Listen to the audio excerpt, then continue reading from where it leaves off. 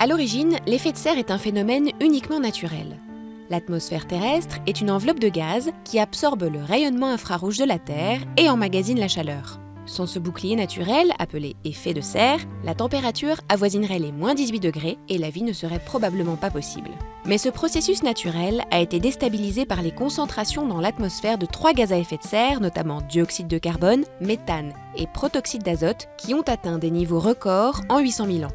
En 130 ans, la température moyenne à la surface de la planète a gagné 0,85 degrés Celsius. Le niveau actuel des émissions conduit la planète vers une hausse de 4 degrés d'ici 2100.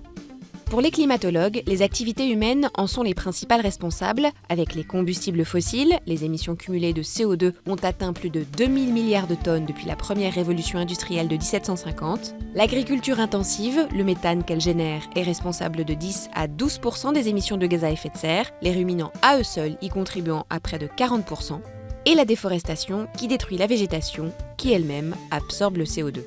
Les impacts récents du changement climatique sont déjà visibles sur tous les continents, sur les systèmes humains et naturels, avec une multiplication de phénomènes extrêmes tels que l'aggravation des sécheresses, les inondations, l'élévation du niveau de la mer due à la fonte des glaciers et à l'expansion thermique de l'eau, l'acidification des océans, la disparition de certaines espèces, animales ou végétales.